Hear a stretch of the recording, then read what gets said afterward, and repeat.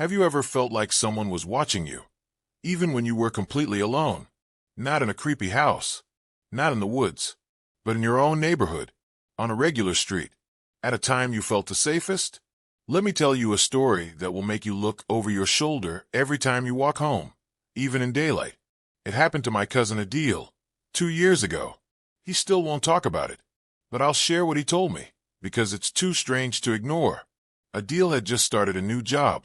Nothing special, just a security shift at a construction site on the edge of town. Quiet area. No houses nearby. His job was simple. Stay in the small security cabin, check the cameras, and report anything unusual. Most nights, nothing happened. Just wind. Sometimes a stray cat. Maybe a truck passing on the highway far in the distance. But one night something changed. It was around 1:30 in the morning. Adeel was drinking tea and scrolling through his phone when he noticed something strange on the security feed.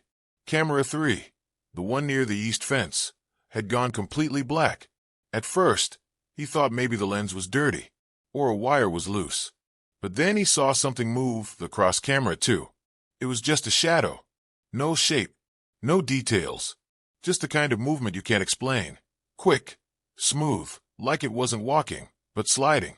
He stared at the screen, rewound the feed, played it again. There it was. A clear movement. But here's the weird part. Nothing triggered the motion detector. The camera recorded it, but the system didn't alert him. He stepped outside with his flashlight. The air was still, cold, dead quiet. He walked toward the fence, shining his light through the gaps. Nothing. But then, he heard someone whisper his name. Just once. Soft, like a breeze. Adeel. He spun around. No one. He stood there, frozen, for a good 10 seconds. Then the radio inside the cabin crackled. Not with a voice, not with static, but with breathing. Slow, heavy, like someone was holding the mic just under their mouth. He rushed back inside, turned off the radio, locked the door. Maybe someone was playing a prank. He checked the main gate, still chained shut. He opened the footage again. This time, camera 4, near the back wall, showed something new. A figure, standing, still, right outside the cabin. No face, no features, just standing there, looking at the door. But when Adeel looked out the window, nothing. The feed showed the figure clearly, still there, but outside, empty. That's when he realized the cameras were seeing something his eyes couldn't. He stared at the screen for what felt like forever. Then slowly, the figure raised its hand and pointed directly at the camera. The screen went black. All of them did.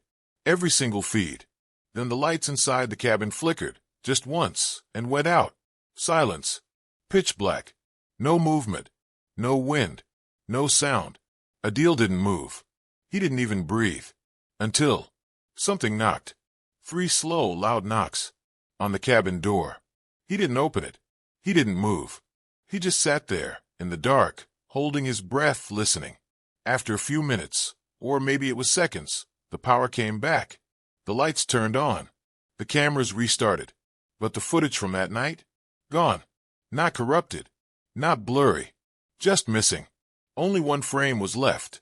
One single screenshot saved to the system. It showed the cabin from camera 4. And behind the glass of the door, a blurry face.